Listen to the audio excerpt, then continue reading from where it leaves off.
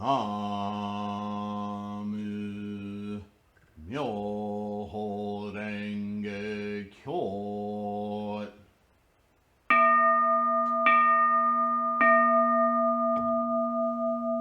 나무 묘호랭개교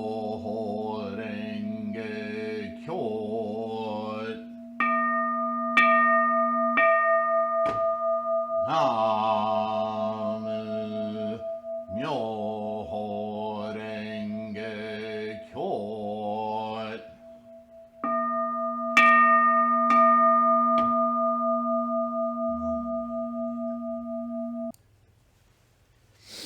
Namo Myoho Renge Kyo. Thank you for being here. So good to have you here. Thank you for your diligence in practice, your participation on this channel, your support, whether it's through Patreon, thank you, or through paypal.me /Sifu Sylvain, or simply like and subscribe. You know, we got to get this YouTube channel to work for us, right? To spread or to make this teaching more available to others. This practice, this study, really. We live in an incredible time, right? How amazing. Propagation of this kind of adjustment of mind to perceive the amazing nature of the precious life. You used to have to do one-to-one all the time. Not that we can still do that. We should do that. But with things like the internet, YouTube, these video technologies, this kind of stuff, we can share to multiple people from all over the world. There's a lot to feel very encouraged and very positive about in life. Yes, we talk about this as the age of greed, anger, and stupidity, and it is easy to find.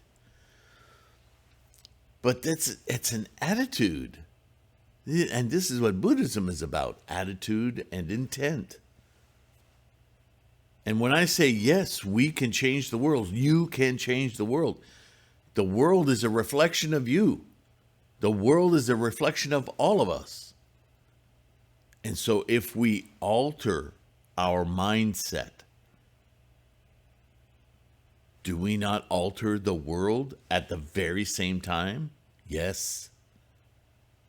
We can influence others to do the same. That's Buddhist practice. So on that note, I want to share something with you. Catherine, out in Ireland, just got this in the mail yesterday. I want you all to see this because I think it's brilliant and it's so heartwarming. And if you're looking for Juju, your beads, Nichiren doctrine, Lotus Sutra, Buddhist beads, accurately made beads, beautiful beads. You want to invest in them because you like to have nice things. And it makes you want to practice when you have, right? The Trading House, 54 Main Street, Kinsale, Ireland. I'll give you the full address. Well, maybe I should put it on a placard. Maybe I'll do that. Yeah, that's what I'll do. So you can copy it down, pause the video, and write it down. Catherine, thank you so much. Look at what she sent me. And I'm sure she sells these, so give her business. I'd like to launch her success a little bit. Here, first of all, I'll show you the card. It's all handmade. Little envelope. Here's the card. Isn't that sweet? Inside, thank you so much for the work that you do and your time. I hope you enjoy the juju I've made for you. Kathy. I'm blown away. I'm blown away. Look at this little box.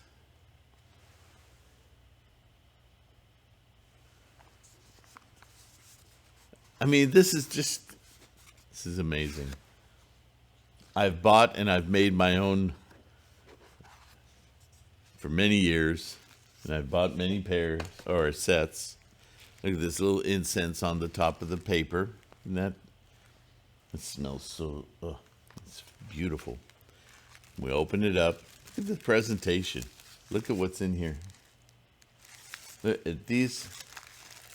Look at this. Look at this beautiful. These are little stones. Look at the color, brilliance, the bodhisattva beads. Look at the joint, the silver mechanism here. I mean, look at the craftsmanship. These beautiful tassels. Look at I mean, this is just gorgeous. Look at how she did this with I'm so envious of her skill. Look at these beads. Unbelievable. They're just gorgeous. Right? Look at that.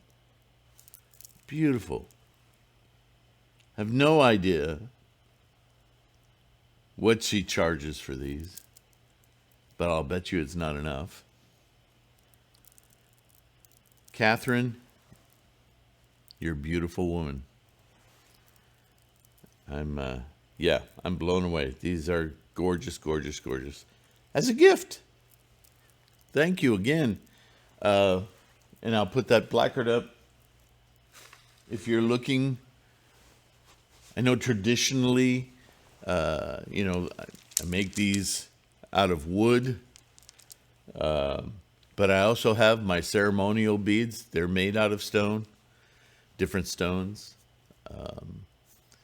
And they're very big. I'm big. I like big. But these are very feminine, very beautiful. And I love that, the delicacy. So well made, so beautiful. If you're looking for Juzu, I haven't seen her. I haven't seen a website or anything. I may have. I've just, my memory. She wrote me about a year ago telling me about herself and that she could do this. And she'd send me a sample. And I think, however your life, it changes our scales of time all the time. Yes, all the time.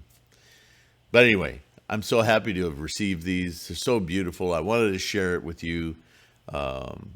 And if you can mail her at her address, snail mail her, or find maybe if I wasn't so preoccupied with other things, the trading house must be her little business. I'll bet you could find her on the internet, knowing she's in Ireland. Anyway, I was just blown away. What a wonderful gift. And give her some business. She does really nice work. Yeah. Okay, enough for the commercial. I wasn't trying to turn this into a what's that sounding like? What's that show? I can't stand that show. Home Shopping, right? Home Shopping. This is not the Home Shopping Network. Namo myoho renge. Back to business. I'm so silly, man. Chapter 9, the 3,000 existences contained in one thought doctrine preached in the theoretical section of the Lotus Sutra. Nichiren continues with the opening of the eyes.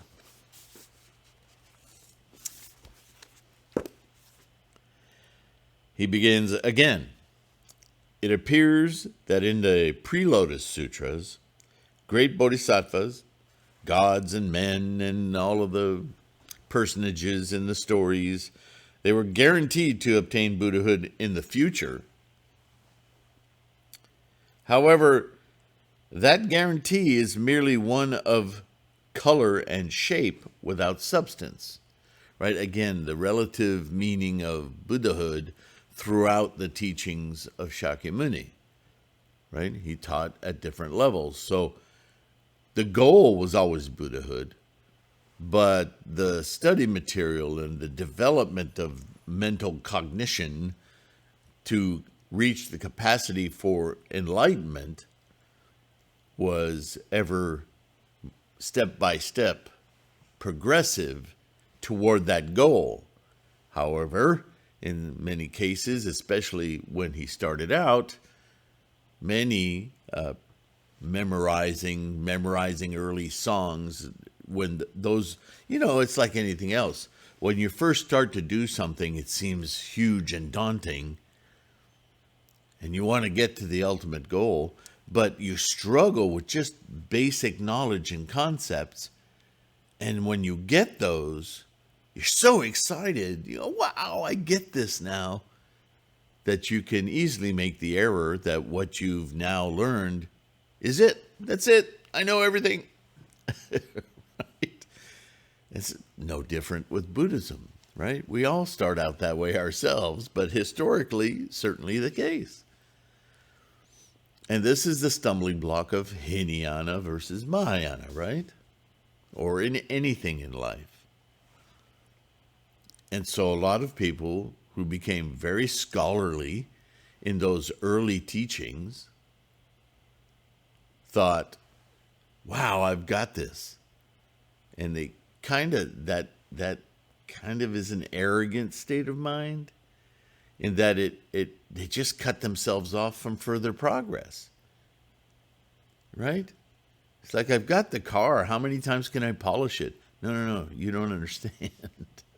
Right? So this is, again, a reference to that different levels of Buddhahood. Not that there are different levels of Buddhahood, but there's an interpretation, an understanding that has a lesser depth, more in depth, and finally a realization of. And that's the Lotus Sutra, right? So we talk about this all the time.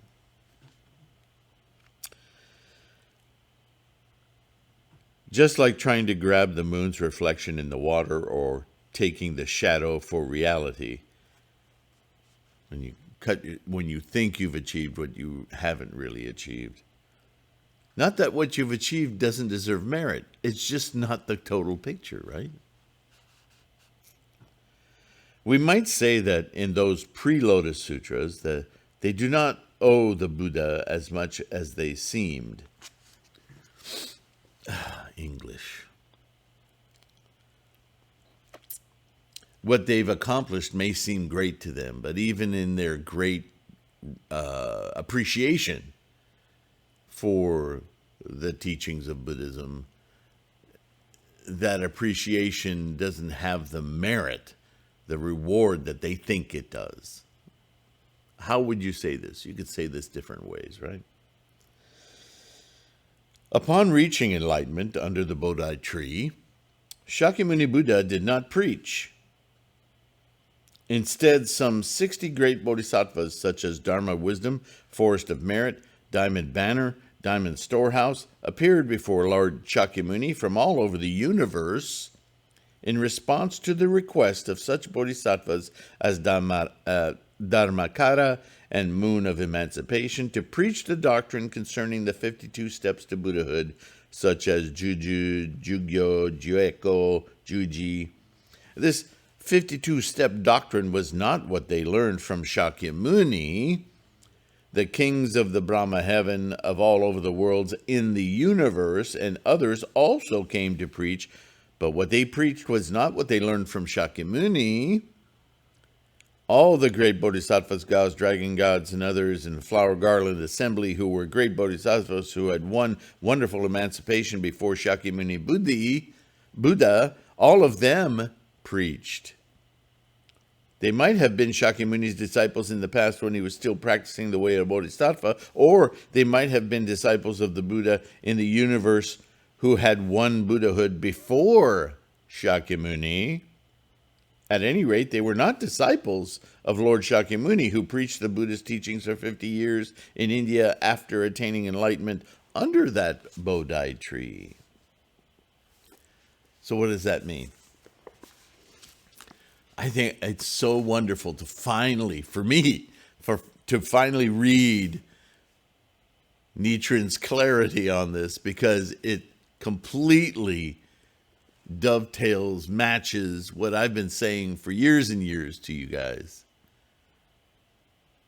That when Shakyamuni first started to teach the Kigon, the Flower Garland Sutra, about all of these, I've told you, he was preaching his enlightenment.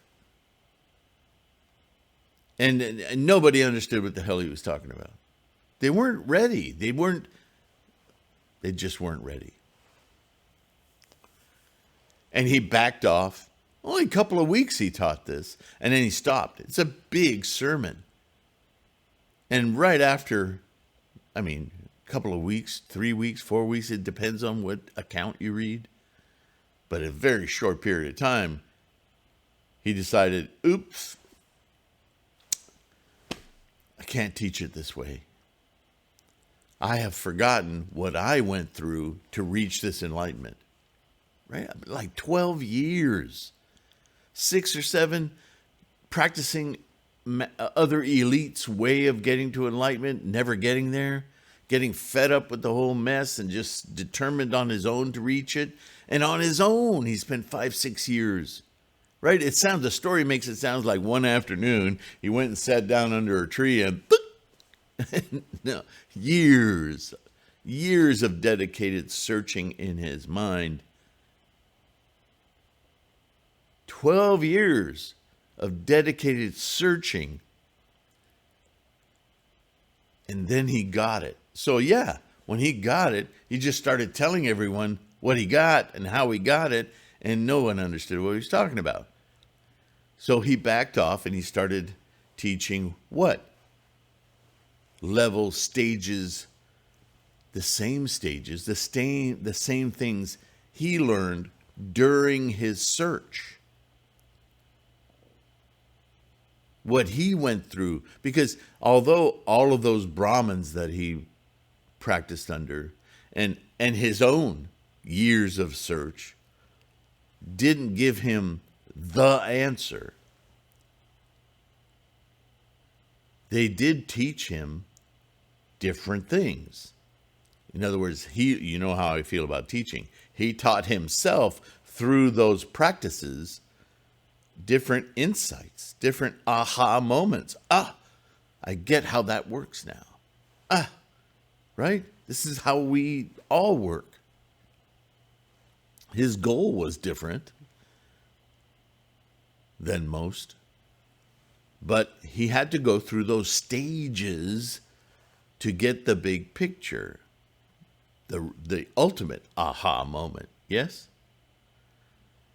And so what Nichiren is describing is exactly what Shakyamuni realized when he first started to teach. That I have to share these different learnings, these stages that I myself went through to finally get this aha moment. This is what Nichiren's talking about. He's saying these people didn't learn Buddhahood from Shakyamuni Buddha. They taught Shakyamuni Buddha. When did they do that? Where did they do? In the mind of Shakyamuni, in the mind of Siddhartha Gautama, his progress toward the ultimate practice of self-enlightenment, the Lotus Sutra, the Myoho Renge Kyo. See, it makes so much sense. It's obvious. And so, from that experience, Shakyamuni begins to preach these different levels of understanding, these capacities that must be developed in order to progress and finally get the totality of the goal, the aim. That's Buddhism. That's the scholarship of Buddhism, yes? It was only when Shakyamuni Buddha began preaching the 4 teachings, the Pitaka, the common, the distinct, and the perfect, in the Agama Sutras, Hodo Sutras, Wisdom Sutras, that he began to have followers, disciples, dedicated students, because they could grasp what the hell he was talking about. These sutras were preached by Shakyamuni, but his preachings in them were not really his own. Again, right? He's teaching what he learned from his meditations and his search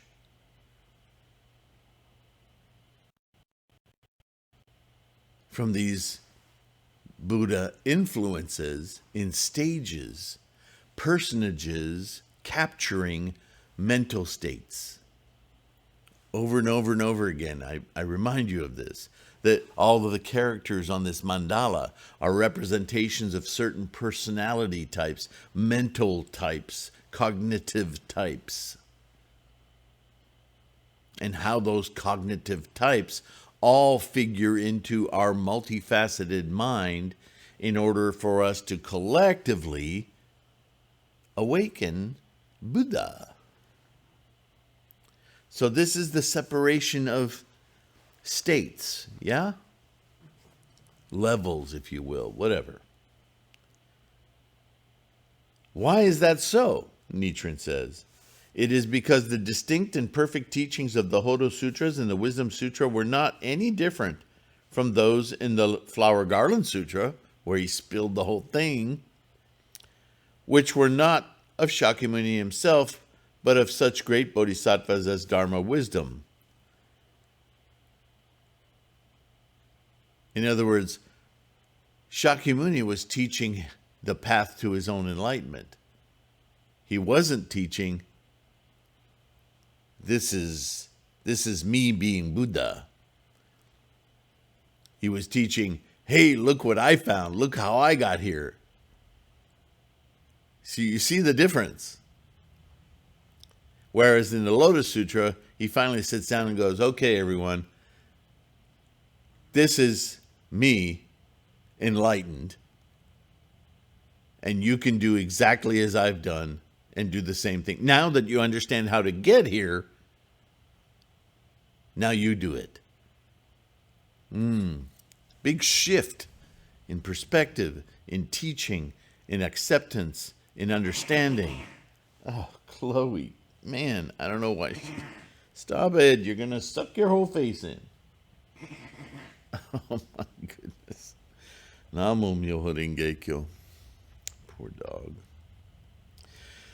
All right, Nichiren goes on. Those bodhisattvas appeared at first glance to have been the Buddha's disciples, but it is more proper to say they were his teachers. Right? This is all a description of mind.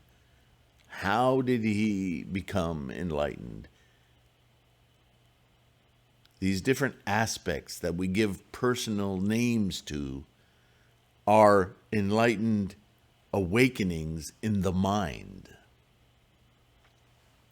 Having listened to them preach distinct and perfect teachings in the Flower Garland Sutra, where he spilled the whole thing, the Buddha learned from them and repeated the teachings when he preached the Hodo Sutras and the Wisdom Sutra later.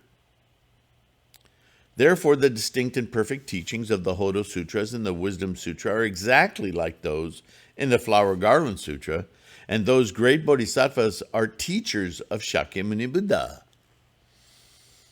Now do you understand why those personages are on this mandala? Because they all lead where? To one place, right in the middle, the treasure tower, your Buddhahood awakening. They all lead to the same place. They all represent the same thing. They're all enlightenments on the way, just like stairs taking you to the observatory. This is the reason why the Flower Garland Sutra, these bodhisattvas were called good friends, meaning not exactly teachers or disciples. The two teachings of Pitaka and Common are merely branches of the distinct and the perfect. Those bodhisattvas, such as Dharma Wisdom, obvious, who knew the latter, should have known the former as well. right? Talking about them as persons is confusing. But once you get what the game is, the language game, it becomes obvious how we inform, our thoughts inform one another, how as we progress and get deeper understandings and bigger insights, informs all of what we thought before and vice versa. That's all we're talking about here. The teacher reveals to the disciples what they do not know. Our insights reveal to our mind what previously we didn't understand, but that doesn't mean it's new. It means our observation, our understanding is new, but that reality, that facility was there all along. We just did not know it. Isn't that how we learn, teach ourselves? Right? There's nothing invented. There's only state of mind, perception.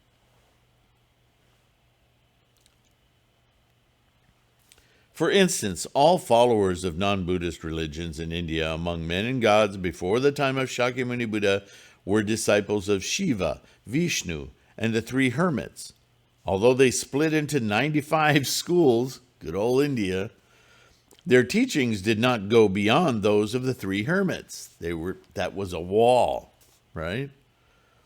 Lord Shakyamuni Buddha, or Lord Shakyamuni, had also been a student of those non-Buddhist schools. But while practicing ascetic and non-ascetic practices for 12 years, he perceived the principles of suffering, emptiness, impermanence, and egolessness in all phenomena. Thus, he was able to remove himself as a student of non-Buddhist religions and claim to have won his wisdom without the guidance of teachers. His own aha moment. So men and gods respected him as a great teacher. He came into his own, his Buddhahood, far beyond what all these other groups were teaching, by sampling them all and then enforcing his own need for an ultimate knowledge that none of these were providing. He catapulted beyond them, right? Oh, there's an overarching reality here that none of them are talking about, perceiving, teaching one another. This is the core. Therefore, during the time when the pre-Lotus Sutras were preached, Lord Shakyamuni was not the teacher who revealed what others did not know, but he was rather a student of such bodhisattvas as Dharma wisdom. Likewise, it is said in the first chapter of the Lotus Sutra, the introduction, that Bodhisattva Manjushri was a teacher of Shakyamuni Buddha for 9 generations. In various sutras preached before the Lotus Sutra, the Buddha is quoted as having said that he never preached even one word. It means that his preaching did not go beyond what was preached by such bodhisattvas as Dharma wisdom. He was, in another way, Nichiren's restating the obvious, because he's doing exactly what I'm doing right now and saying, look, if you read it even in the Lotus Sutra, he makes reference to these earlier teachings not being his own, but rather what he himself learned. Because now he's going to drop the bomb on you to do what he is doing. Up until the Lotus Sutra, he's talking about all the teachings that brought him further along the stages, the acceptance, the capacity to really get this core truth. Up until the beginnings of the Lotus Sutra, he's saying the same thing. And Nichiren's pointing it out and going, do you not see this?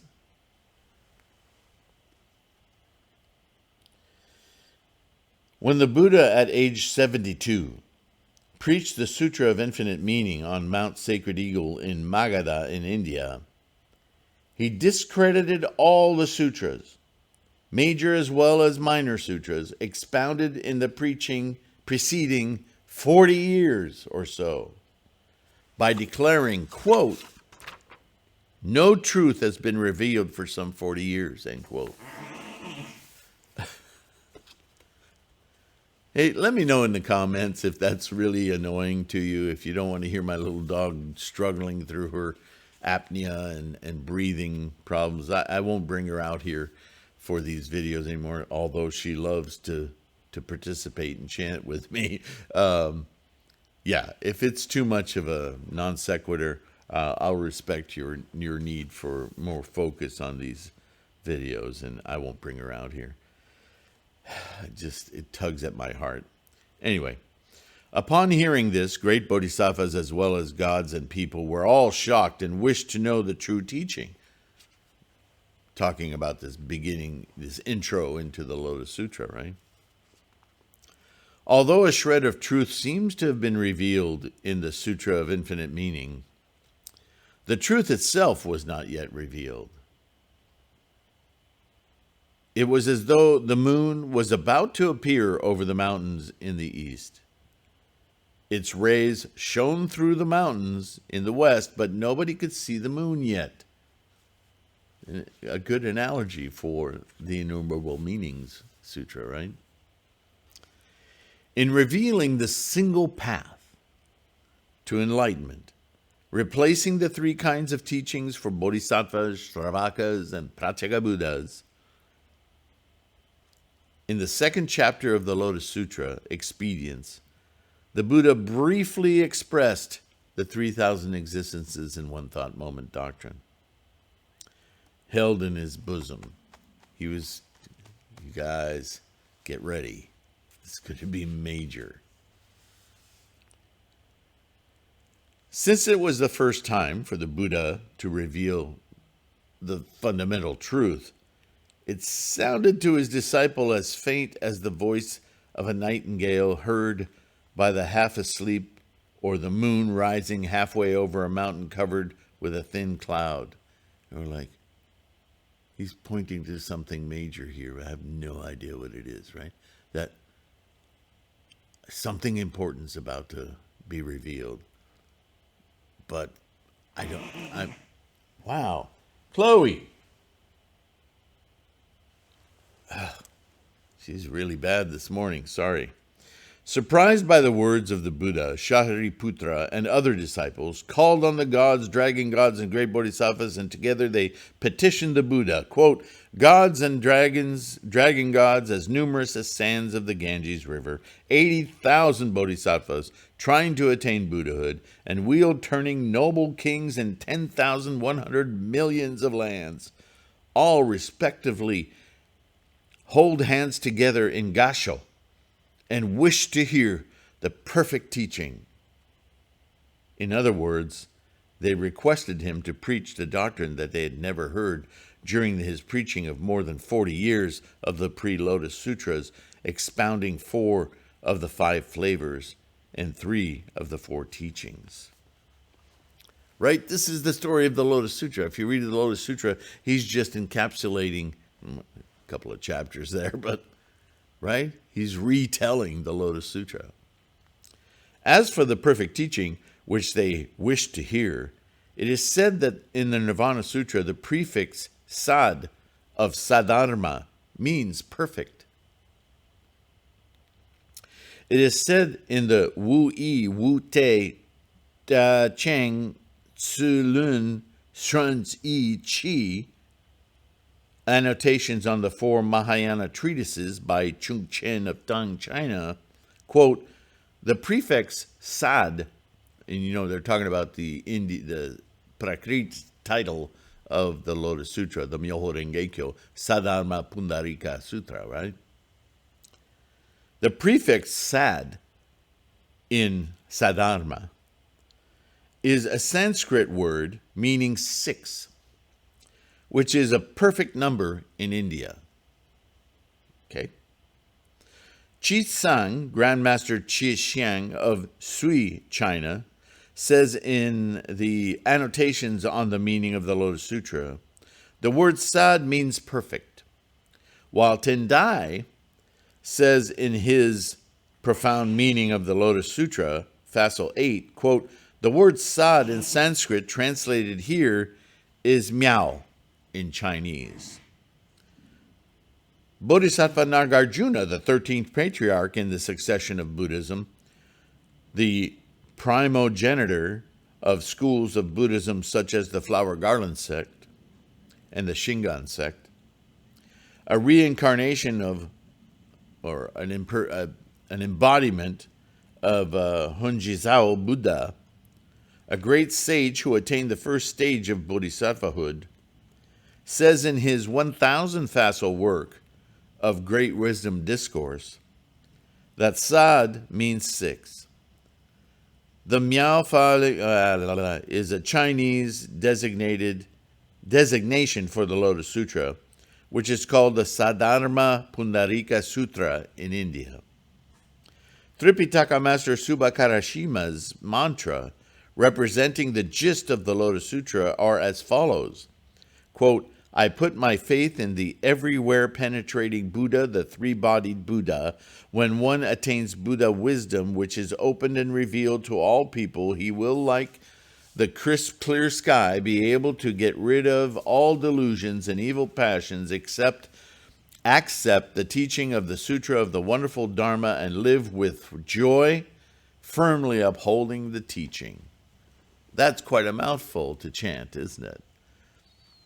But that was his early interpretation of how to practice the Lotus Sutra. That was a mantra he came up with. Right? All of that is exactly what we say when we say Namu.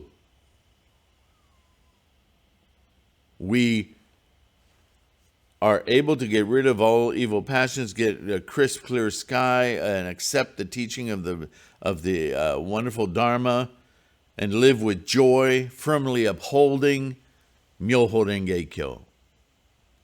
Namu Myoho Renge Kyo. These mantra, Nichiren continues, representing the gist of the Lotus Sutra, came from an iron stupa in southern India. It's factual evidence. He's not just storytelling here. The Satsuri Dharma contained in them means the true Dharma, while Satsu means sho, or true, or myo, wonderful. Therefore, the Lotus Sutra is called either the Sutra of the Lotus Flower of the True Dharma or the Sutra of the Lotus Flower of the Wonderful Dharma. Placing the two characters of Na and Mu in front of the latter, we get Namu Myoho Renge Kyo.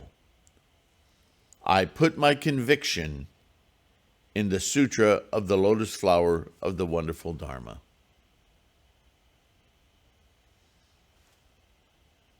Nichiren has just precisely told us how to practice his teaching.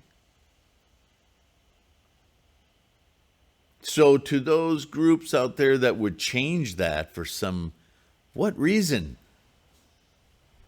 Why not just do what Nichiren taught us to do? Why change it? Why? For your advantage? Because you think you're better than Nichiren? Because you understand? You don't understand. Not if you're changing the words of our very mentor. You're changing the teaching itself for your political game? What? I don't want to get into it. All I want to make sure you understand is this is why we chant Namu Myoho Renge Kyo, because Nichiren told us how to do this. Not Bob, Ted, Alice. You know what I'm talking about. The word myo, Nichiren continues, means gusoku, or to be equipped with perfect teaching. The word 6 means all kinds of practices collectively designated as the 6 paramita,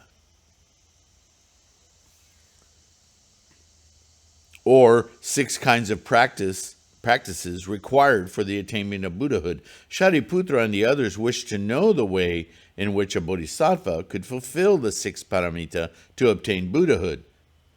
Gu in Gusoku means mutually possessed characteristics of the 10 realms. And Soku means to be satisfactory. That is to say, it is satisfactory for each of the 10 realms to contain in itself characteristics of the other 9. Altogether, of the 69,384 characters of the Lotus Sutra, not words, not letters, characters, because the whole thing is conceptual, in the 28 chapters and the 8 facets, each contains the character Myo.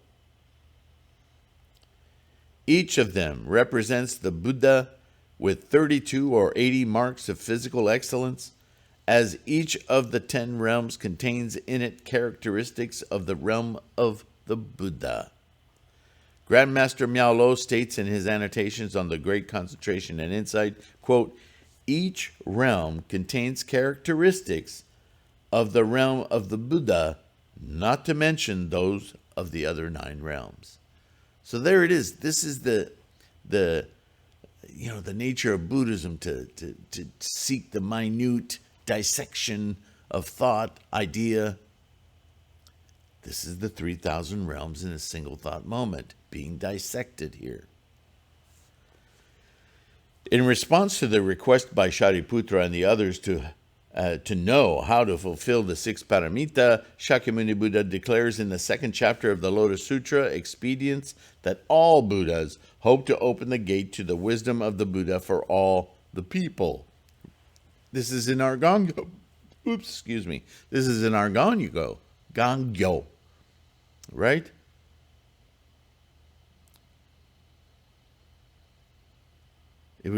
Every day we say this. I'm preoccupied by how to bring others to this Buddhahood. I'm paraphrasing. You know the quote.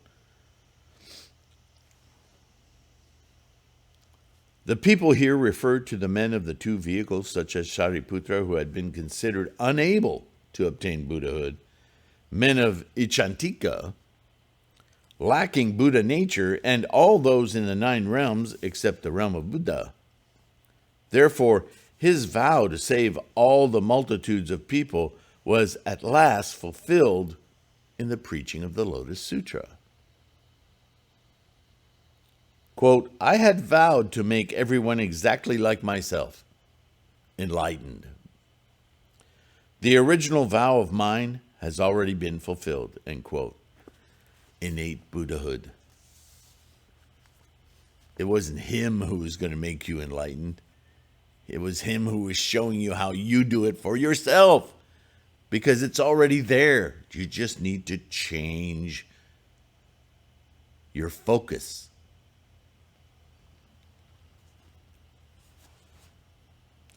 Upon hearing this, great bodhisattvas and gods expressed their understanding in the 3rd chapter of the Lotus Sutra, a parable. Quote, we have often listened to the Buddha preach, but have never heard of the Dharma as deeply as this. Wow, this is getting to be a bit of a habit too. I thought about putting this on oh, shut up.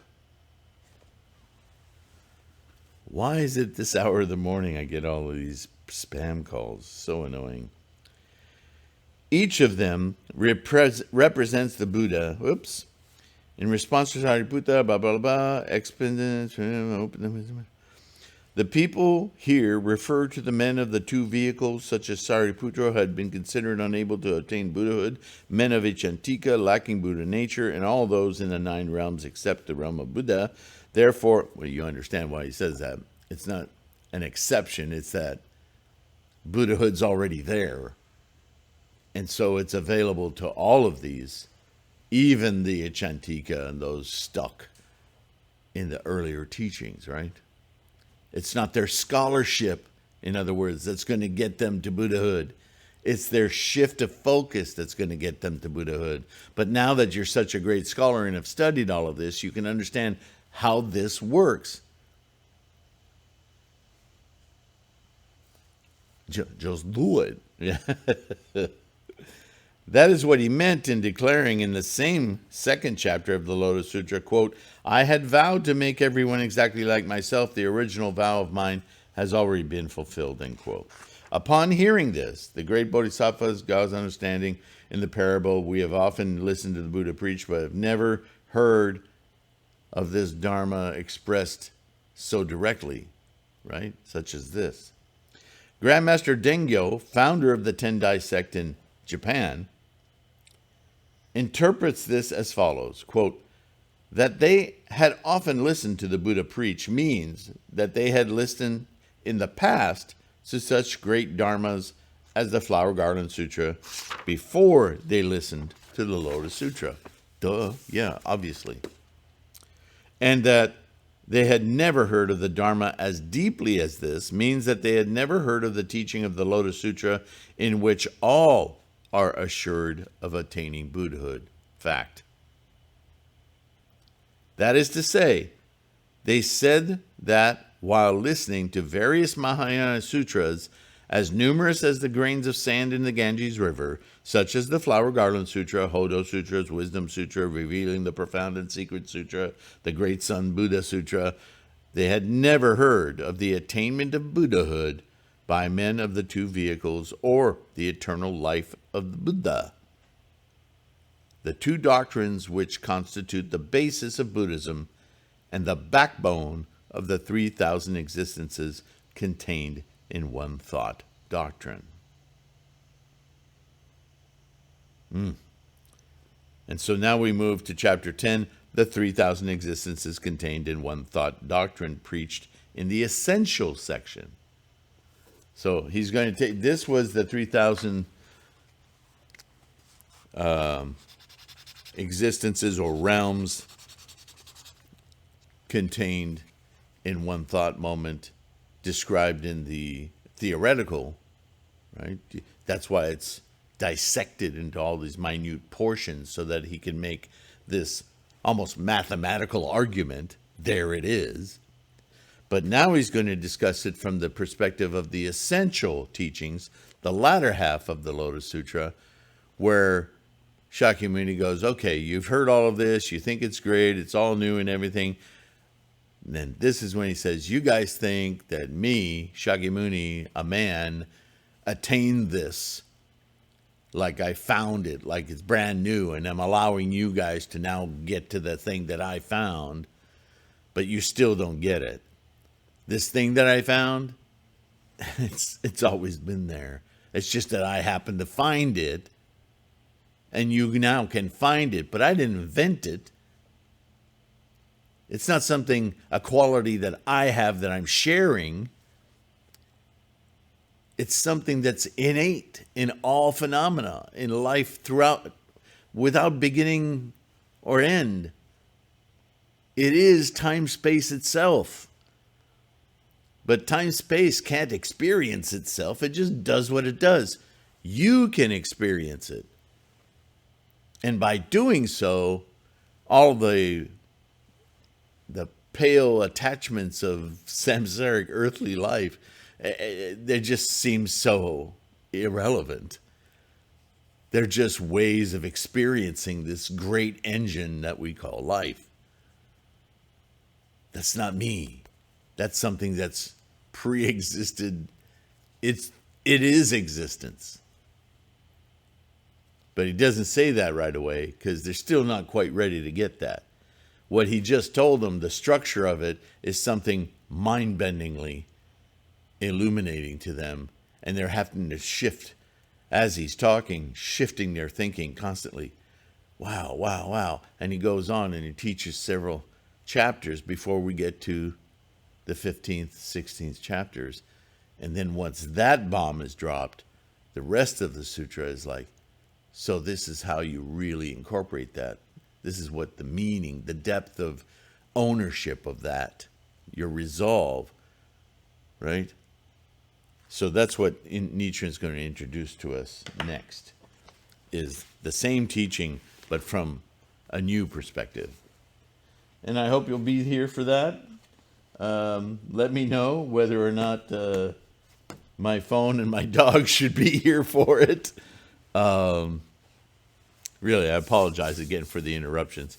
Namo Myo Renge Kyo. Your patience with me, if nothing else, but certainly your participation, like, subscribe, any support you can offer. Support our friend, Catherine. Oh my goodness. I'm really moved by this gift. It's a beautiful, beautiful work, Catherine. Worth the wait. Anyway, take care of yourselves. Take care of your health. You can't practice if your health is in terrible shape. So please take care of yourselves. Be kind to yourself, yes? Namo Myo Renge Kyo. I'll see you in the next one. Bye for now.